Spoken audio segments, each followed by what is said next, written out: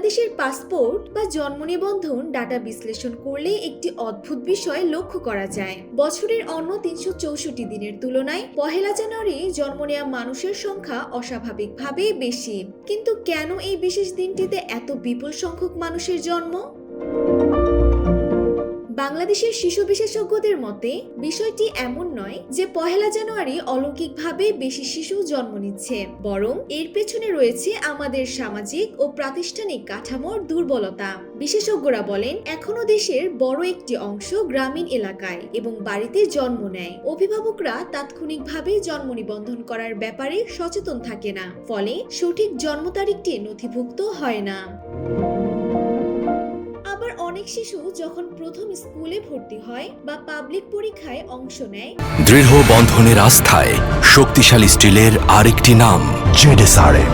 তখন কাগজপত্রের প্রয়োজনে একটি জন্ম তারিখের আবশ্যকতা প্রয়োজন হয়। সেক্ষেত্রেও পহেলা জানুয়ারিকে জন্ম তারিখ হিসেবে ধরা হয়। আগে বড় পরিবারে জন্ম তারিখ লিখে রাখার প্রচলন ছিল না, তাই স্কুলের শিক্ষকরা সহজে মনে রাখার সুবিধার্থে পহেলা জানুয়ারি তারিখটি বসিয়ে দিত।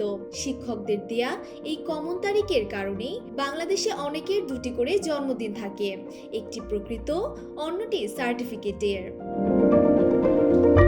বিশেষজ্ঞদের মতে এই প্রবণতা শুধু বাংলাদেশে নয়, ভারত, পাকিস্তান, নেপাল ও আফগানিস্তানের মতো দেশগুলোতেও ব্যাপকভাবে বিদ্যমান। তবে এর মানে এই নয় যে সবাই ভুল তারিখ ব্যবহার করছেন।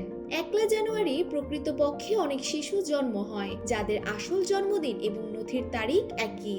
জন্ম নিবন্ধন প্রক্রিয়ার আধুনিকায়ন এবং ডিজিটাল ডাটাবেস তৈরির ফলে ভবিষ্যতে এই জানুয়ারি ১ প্রবণতা কমে আসবে বলে আশা করছে সকলে। ডেস্ক রিপোর্ট, জয় জয় দিন।